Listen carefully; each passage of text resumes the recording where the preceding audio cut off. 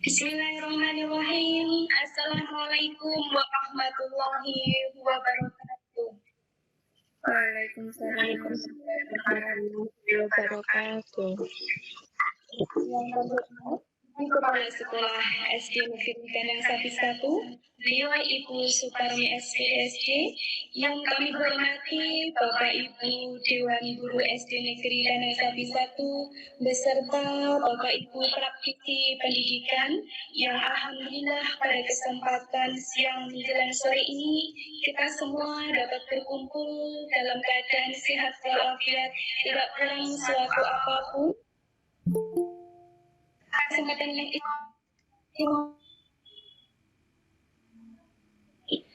Taman Guru Penggerak Angkatan 9 yang alhamdulillah akan membagikan praktik baik pada modul 1D4 dengan judulnya adalah budaya positif di bidang pendidikan. Bapak Ibu, tentu semuanya sebagai pendidik kita harus bisa memberikan teladan ataupun figur yang baik-baik semua murid kita. Atas itu semuanya, kita semua harus memberikan bagaimana kata kecil yang baik dalam memberikan contoh yang baik. Tentunya hal tersebut kita semua harus berpikir, misalkan di kelas kita, gaya apa yang kita miliki, atau pentingnya menciptakan positif atau lingkungan positif di sekolah. Kemudian, apa hubungan antara menciptakan suasana yang positif dengan proses pembelajaran? Di sini kalimat pemantik yang ketiga adalah bagaimana sekolah kita sebagai harapan kita dapat mewujudkan budaya positif, dan tentunya tersebut salah satu penanaman karakter bagi siswa kita. Yang pertama, kita akan bahas tentang budaya sekolah. Menurut salah seorang praktisi pendidikan atau seorang tokoh yang bernama Bulan, tahunnya adalah 2007, bahwa budaya sekolah merupakan keyakinan dan nilai-nilai yang terlihat dari bagaimana sekolah menjalankan aktivitas sehari-hari. Tentunya di sini kita semua di sekolah tentunya kita memberikan contoh yang terbaik bagi anak didik kita. Budaya positif di sekolah ialah nilai-nilai, keyakinan, dan kebiasaan di sekolah yang berpihak pada murid, agar murid dapat berkembang menjadi pribadi yang kritis, penuh hormat, dan bertanggung jawab.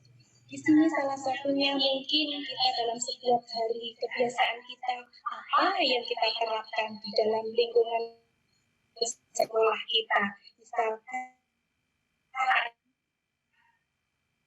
salah sapa ataupun budaya yang lainnya. Kemudian dalam perubahan paradigma, stimulus respon atau dalam teori kontrol sebagai satu contoh. Ilusi atau sebuah contoh guru mengontrol muridnya. Di sini pada dasarnya kita tidak dapat memaksa murid untuk berbuat sesuatu jika murid tersebut pilih untuk melakukan. Nah, di sini bagaimana kita untuk mengembangkan yang namanya motivasi intrinsik di dalam diri siswa. Kemudian ilusi yang kedua, ada sebuah penguatan positif efektif yang bermanfaat, di mana segala usaha untuk mempengaruhi murid agar mengulangi suatu perilaku tertentu adalah suatu usaha kita untuk mengontrol murid tersebut.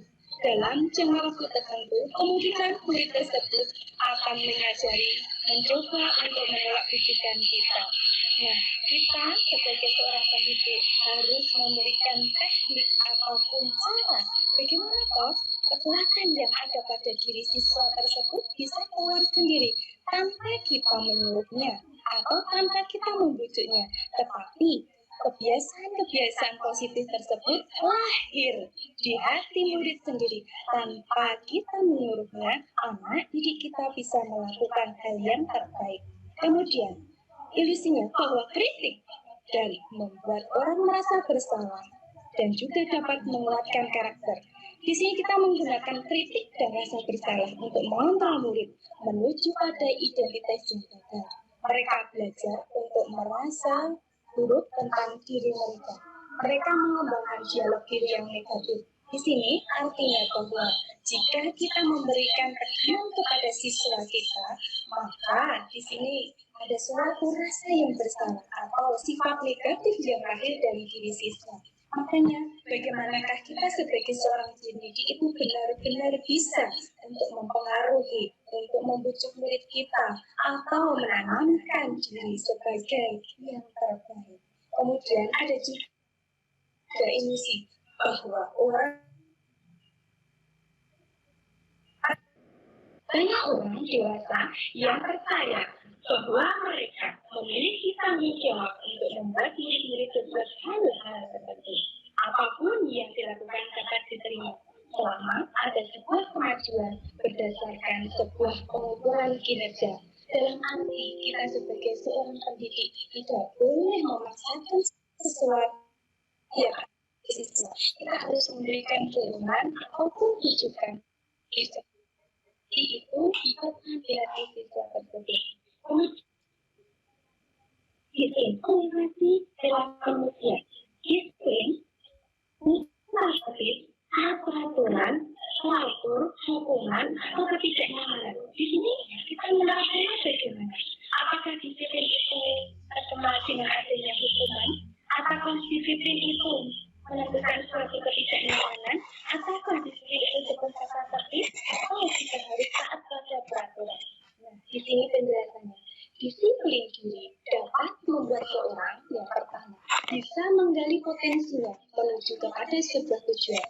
Kemudian, sesuatu yang dihargai dan bermakna. Bisa mengontrol diri, bagaimana menguasai diri, bisa bertanggung jawab terhadap apa yang dilakukan berdasarkan tindakan mereka pada nilai-nilai kebajikan universal. Nilai-nilai kebajikan universal di sini merupakan sebuah nilai yang terdapat pada seseorang yang memiliki nilai secara umum yang dimiliki oleh manusia secara kodratnya secara umum. Kemudian, motivasi atau perilaku. Dalam motivasi atau perilaku di sini, di mana yang pertama, untuk menghindari ketidaknyamanan atau hukuman. Di sini kita sebagai seorang pendidik, kita dalam menghindari atau ketidaknyamanan dalam suatu hukuman. Mereka berpikir bahwa disiplin itu adalah sebuah hukuman. Tetapi di sini dalam arti konteks budaya disiplin adalah suatu cara yang dapat kita terapkan pada murid untuk bisa nyaman ataupun dalam arti bisa melakukan sendirinya. Dari orang lain. Motivasi pelaku di sini ada suatu kebutuhan atau motivasi di mana kebutuhan tersebut dapat dilakukan untuk mendapatkan imbalan atau penghargaan dari orang lain. Di sini merupakan salah satu contoh dari motivasi ekstrinsik. Kita melakukan sesuatu atas dasar sesuatu atau reward yang berasal dari orang lain. Kemudian, untuk menjadi orang yang mereka inginkan dan menghargai diri sendiri dengan nilai-nilai yang mereka percaya. Salah satu di sini, disiplin dapat menjadikan seseorang terbentuk karakter. Apa itukah kita diri sendiri? Apakah nilai-nilai tersebut kita dapat dari orang?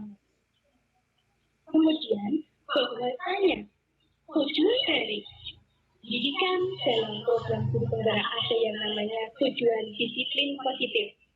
Ini merupakan salah satu praktik baik dalam program guru penggerak di mana salah satu tujuan dari disiplin positif adalah menanamkan motivasi untuk menjadi orang yang mereka inginkan dan menghargai diri sendiri dengan nilai-nilai yang mereka percaya. Pada dasarnya, ketika murid-murid kita memiliki motivasi tersebut, mereka telah memiliki motivasi intrinsik atau yang berada dalam diri siswa. Dalam motivasi intrinsik ini, dampaknya itu jangka panjang. Kenapa kok jangka panjang? Karena itu sesuatu yang lahir pada diri anak sendiri. Motivasi yang tidak akan terpengaruh pada adanya hukuman atau hadiah. Motivasi intrinsik ini timbul dari hati nurani, bukan untuk mendapatkan hukuman ataupun juga adanya suatu reward ataupun hadiah. Jika motivasi ini dilakukan dengan cara mendapatkan hukuman atau hadiah, maka motivasi disiplin positif di sini tidak digunakan secara jangka waktu yang lama. Kenapa seperti itu? Karena pada dasarnya seseorang untuk melakukan budaya disiplin yang positif atau motivasi intrinsik itu jika dilakukan benar-benar itu berasal dari kesadaran seseorang untuk melakukan sesuatu, bukan atas dasar ini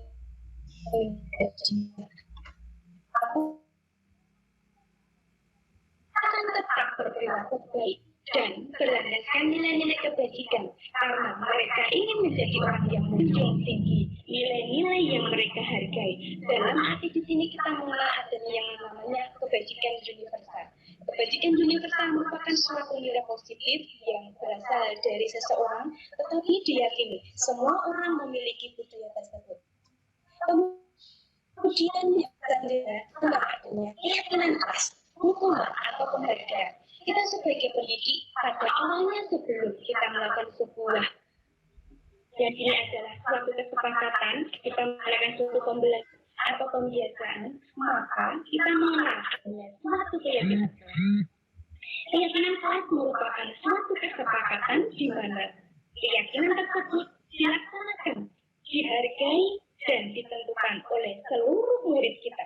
Mengapa keyakinan kelas atau pertanyaan romantiknya? Mengapa tidak peraturan kelas saja? Mengapa adanya keyakinan kelas penting untuk terbentuknya sebuah budaya positif? Kemudian, pertanyaan romantik yang ketiga, bagaimana cara mewujudkan sebuah keyakinan kelas yang efektif?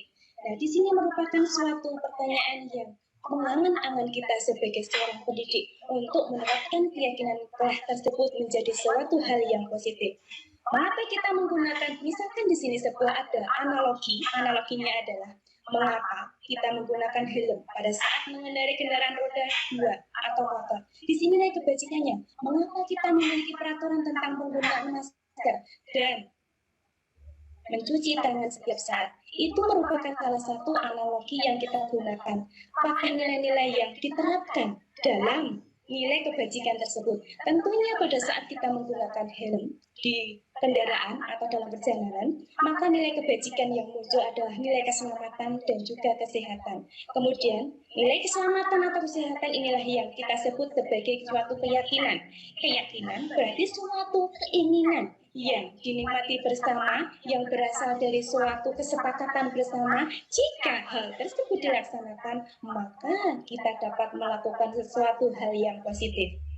Keyakinan yaitu nilai-nilai kebajikan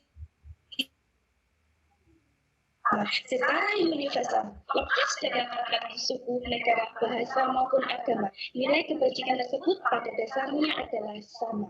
Seorang filosof atau praktisi pendidikan tokoh terkenal Ruth Gossen 1998, suatu keyakinan akan lebih memotivasi seseorang dari dalam atau memotivasi secara intrinsik. Seseorang akan lebih tergerak dan bersemangat untuk menjalankan keyakinannya daripada sekedar mengikuti serangkaian pertanyaan atau serangkaian sebuah kesepakatan. Di sini, bagaimana cara pembentukan keyakinan kelas? Keyakinan kelas bersifat lebih abstrak daripada peraturan yang lebih rinci dan konkret. Keyakinan kelas berupa pernyataan universal. Pernyataan keyakinan kelas senantiasa dibuat dalam bentuk yang positif.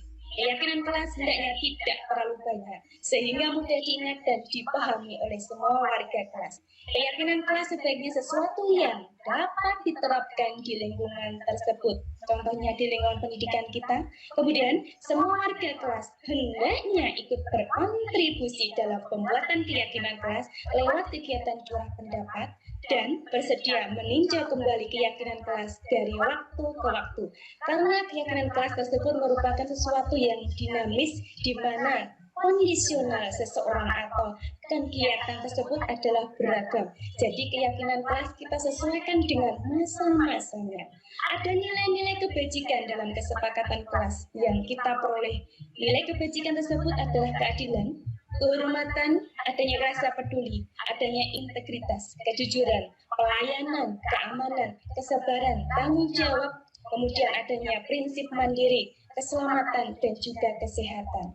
Contoh suatu keyakinan kelas, misalkan di kelas 1, setiap anggota kelas perlu adanya belajar. Mengapa belajar? Supaya bisa menjadi anak yang pintar. Kemudian, setiap anggota kelas perlu senang. Kenapa senang? Karena pendidikan atau pembelajaran yang tidak dirasai dengan landasan senang, maka tidak akan bisa menyerap ilmu tersebut. Kemudian, setiap anggota kelas perlu melaksanakan tugas atau mengerjakan tugas. Kenapa? Dan setiap anggota kelas perlu saling menghargai. Mengapa saling menghargai? Karena dengan menghargai, maka akan terbentuk suatu kenyamanan dan harmoni di dalam kelas. Kemudian mungkin keyakinan kelas di kelas 5, contohnya, lalu bersikap positif. Kenapa bersifat positif? Dengan bersikap positif, maka sesuatu hal yang baik akan lahir dengan baik. Jika kita bernilai negatif, maka sesuatu yang keluar dari diri kita akan berbuat hal yang tidak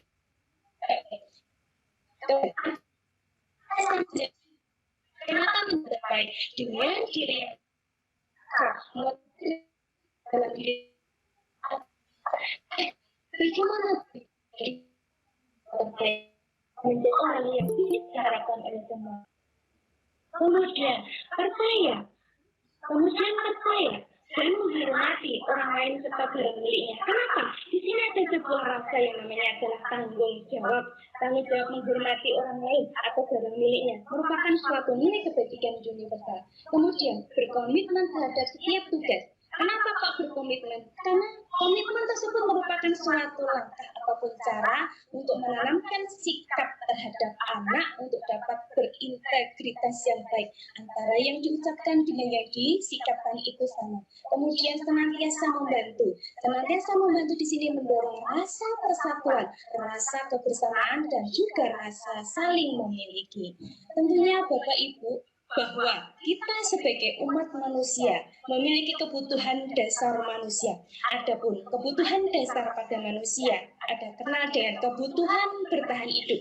Di dalam kebutuhan bertahan hidup yang kenal adalah kebutuhan survival, yaitu kebutuhan yang bersifat fisiologis untuk bertahan hidup, misalnya kesehatan, rumah, dan makanan itu merupakan kebutuhan dasar manusia. Kebutuhan dasar manusia tersebut dimiliki atau dilakukan oleh setiap orang. Kenapa? Karena kita semua itu ingin bisa bertahan hidup. Dengan bertahan hidup kita perlu kesehatan. Jika kita sehat, maka kita perlukan yang namanya adalah ruangan atau rumah. Jika kita perlukan rumah, maka yang perlu kita lakukan adalah kesehatan diri kita dengan menjaga pola makan. Antara manusia yang kedua adalah cinta dan kasih sayang, kebutuhan untuk diterima.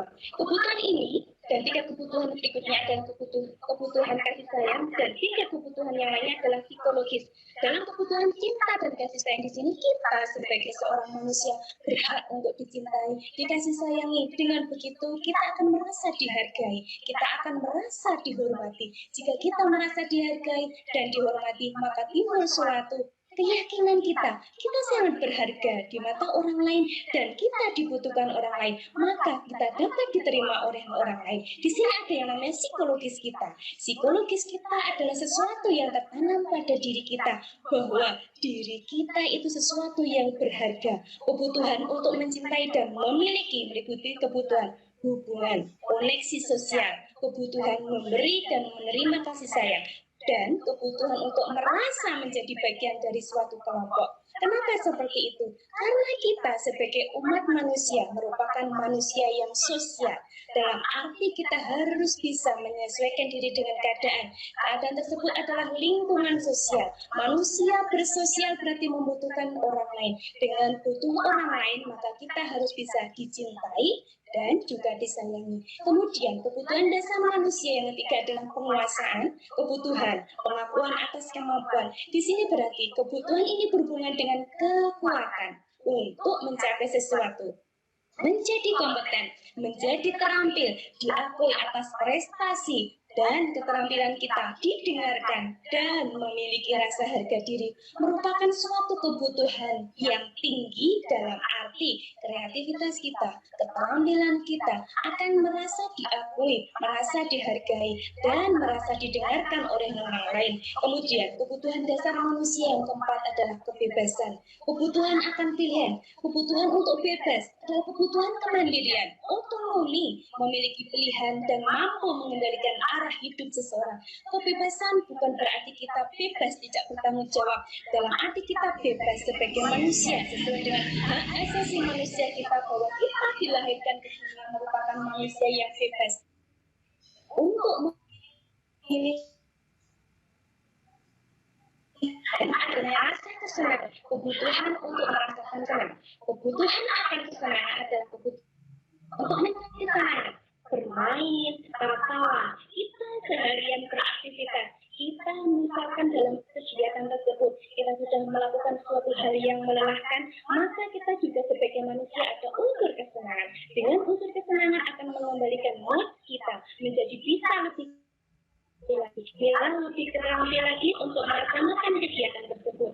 Nah, sebagai manusia, apa posisi kontrol kita orang pendidik setelah memberikan kebutuhan dasar kita kepada kita sebagai pendidik itu ada yang namanya posisi kontrol. Posisi kontrol di sini adalah ada konsekuensi.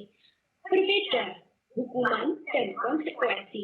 Jika hukuman itu sesuatu yang menyakitkan, tetapi konsekuensi adalah sesuatu yang harus terjadi. Kemudian, jika hukuman itu membuat anak sakit, tetapi dalam konsekuensi membuat anak merasa tidak nyaman jangka waktu pendek. Kemudian, anak membenci kedisiplinan. Dalam konsekuensi, anak menghargai disiplin.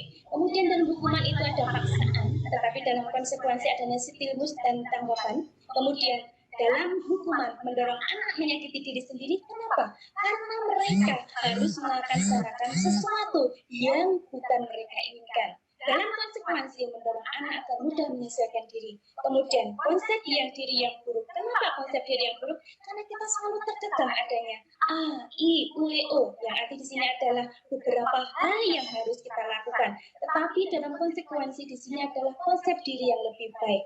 Anak belajar untuk menyembunyikan kesalahan. Kenapa? Karena merasa disalahkan. Maka hal yang dilakukan adalah sesuatu yang buruk, maka akan disembunyikan. Kemudian dalam konsekuensi anak belajar untuk mematuhi peraturan. Di mana mematuhi peraturan di sini adalah dalam dirinya diri siswa tersendiri.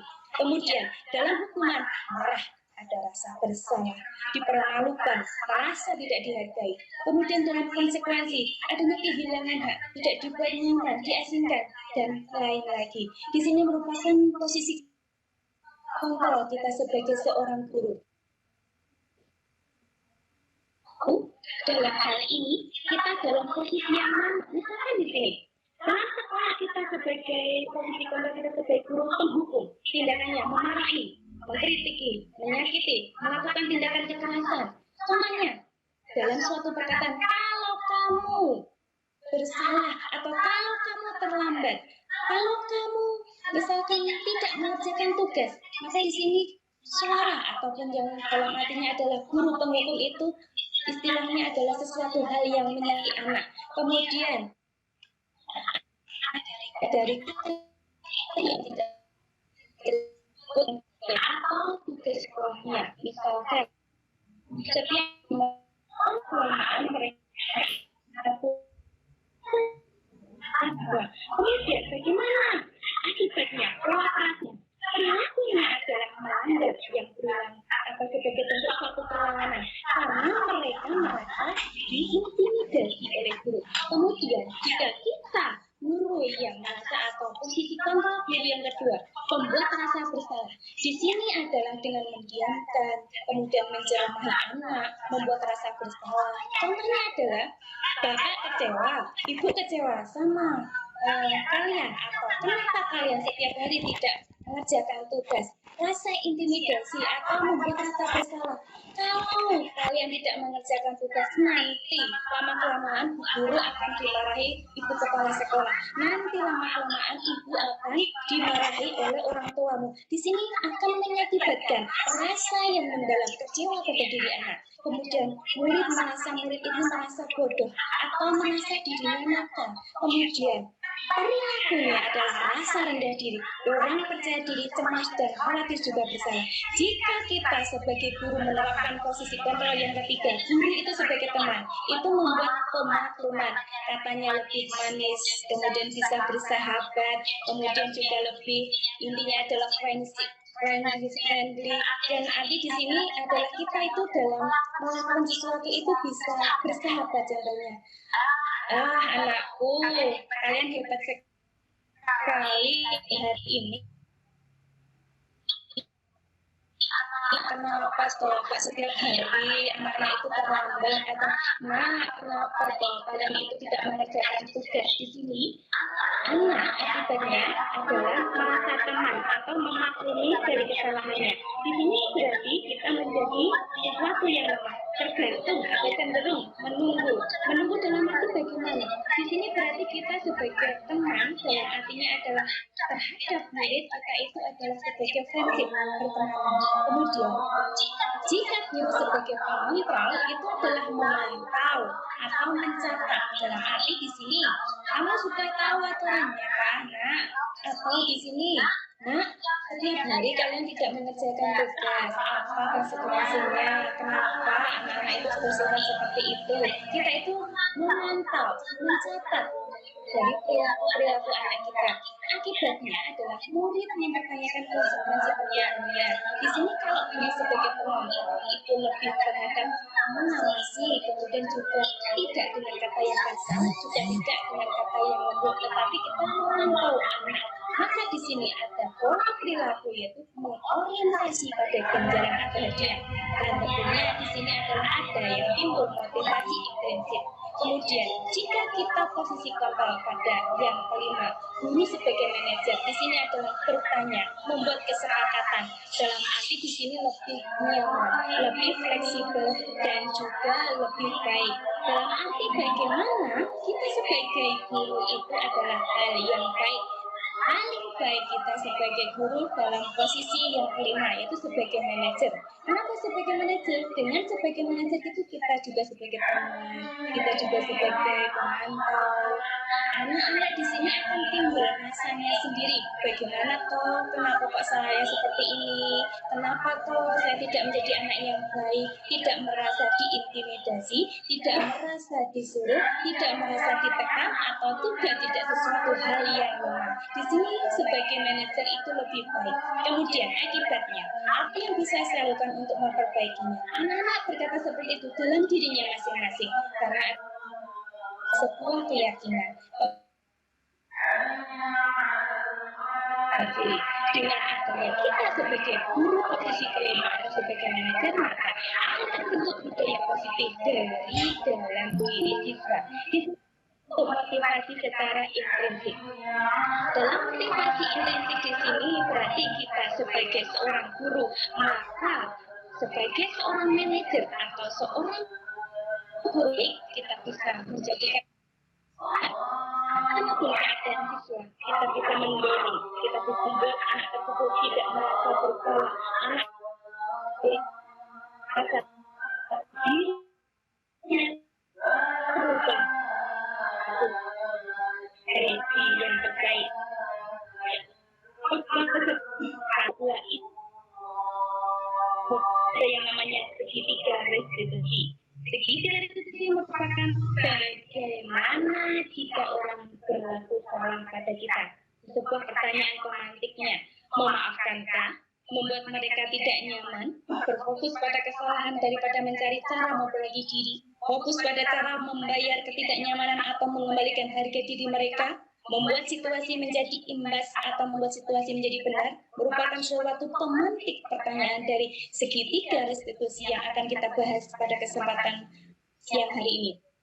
Segitiga restitusi merupakan suatu alur dalam membuat suatu permasalahan menjadi hal yang lebih baik. Di sini ada sebuah 3 cara.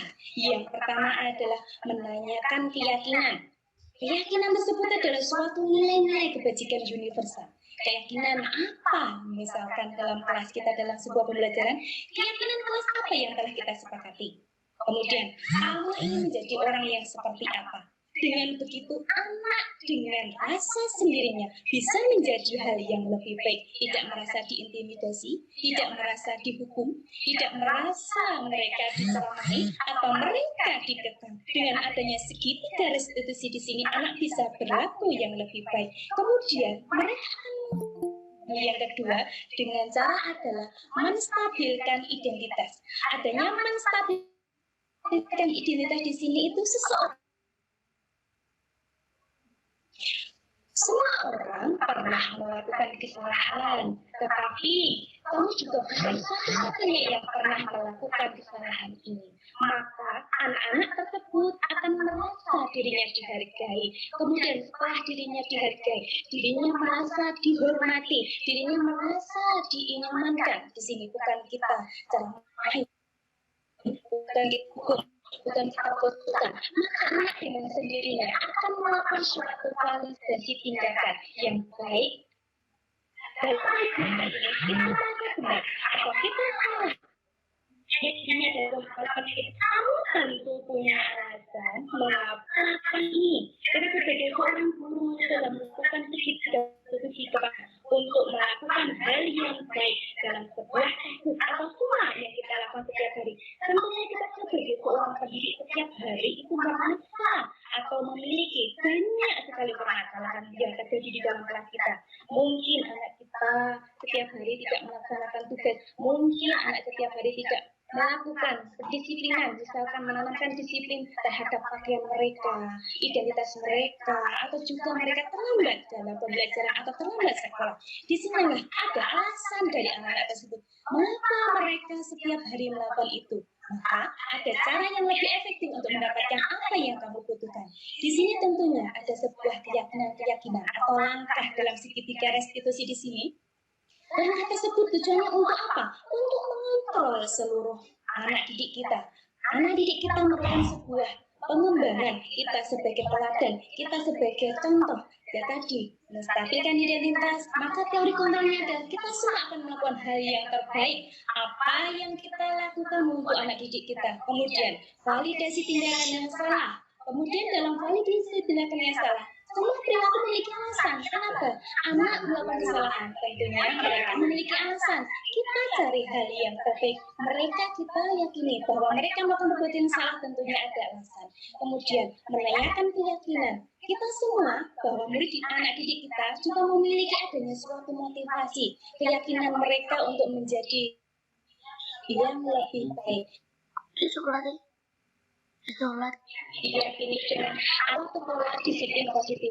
Kita dalam masyarakat, kita dalam melakukan pendidikan dalam sebagai guru tentunya harus menjadi seorang guru yang lebih baik dalam mengatasi setiap permasalahan. Kita tentunya melakukan segitiga restitusi, bukan cara menghukum anak terus, kemudian juga kita mengintimidasi anak supaya dilahirkan di lebih baik, bukan karena kita ingin juga suatu hukuman. Kalau satu yang baik, maka dan maka dia timbul suatu yang positif dengan semua akan melakukan hal yang terbaik.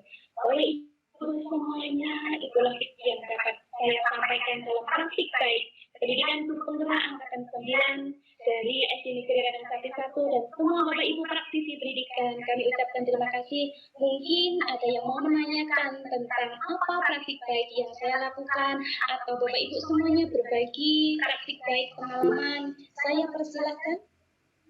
Ya, di sini ada Bapak Nuruddin yang telah mengangkat tangan. Mungkin Bapak bisa berbagi sedikit diskusi apa yang sudah praktik baik atau dari presentasi atau sosialisasi atau feedback yang saya lakukan mungkin kurang ataupun juga ada satu usulan saran, monggo Bapak Nurudin. Ya, terima kasih Bu Ika, luar biasa, sangat bersemangat dan materi sangat menarik ini. Sedikit mau bertanya Bu, contoh konkret budaya positif yang sudah diterapkan di kelas Bu Ika ataupun di sekolah Bu Ika itu contohnya apa saja? Iya, sekali Bapak Nurudin atas pertanyaannya. Budaya positif yang telah dilakukan atau kebiasaan yang sudah dilakukan di kelas kami, SD kami, sekolah kami, itu salah satunya adalah 5S, senyum, salam, sapa, sopan, dan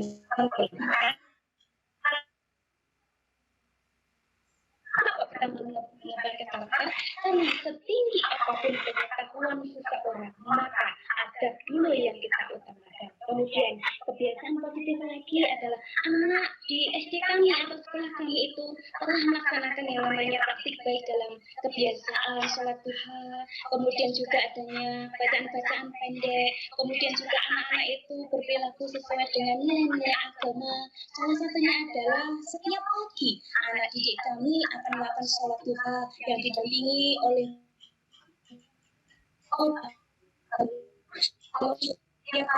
anak-anak didik kami itu sudah masuk ya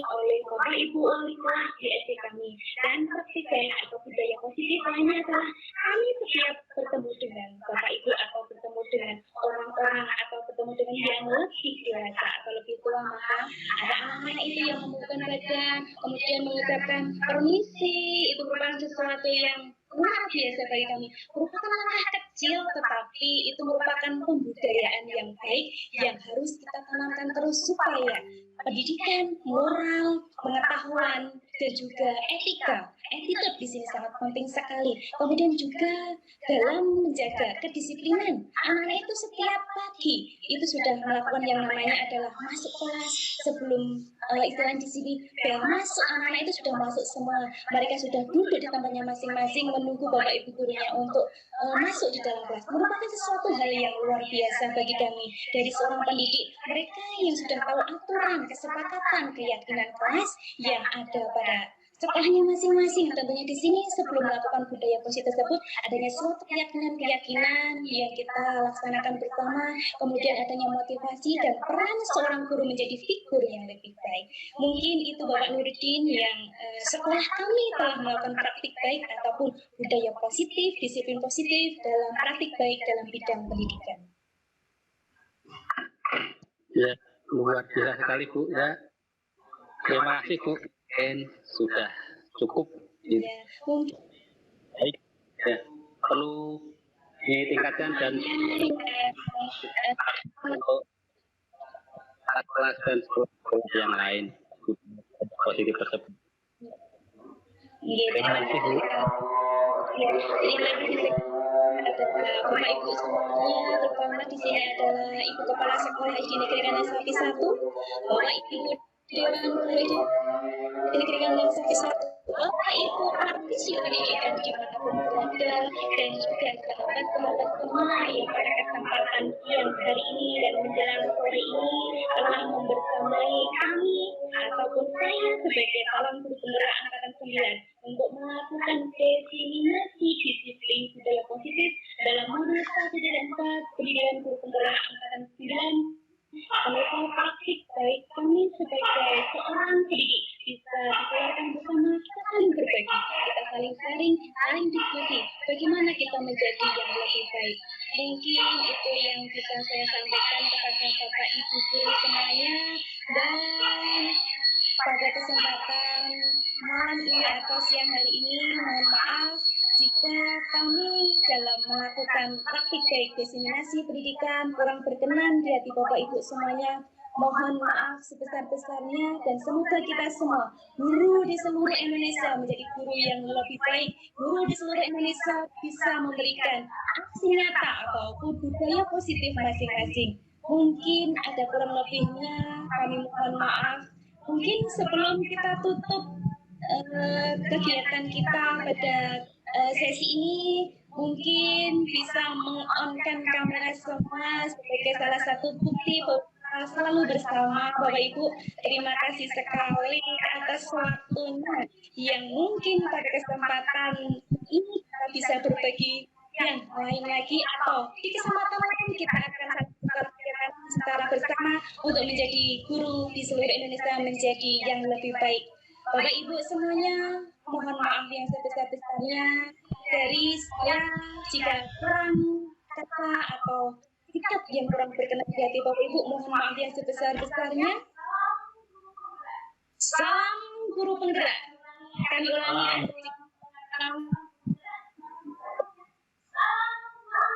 Salam guru penggerak. Ya, terima kasih Bapak Ibu semuanya. Mohon untuk bisa bergabung lain kesempatan. Bila itu dibutuhkan salam. Assalamualaikum warahmatullahi wabarakatuh. Assalamualaikum.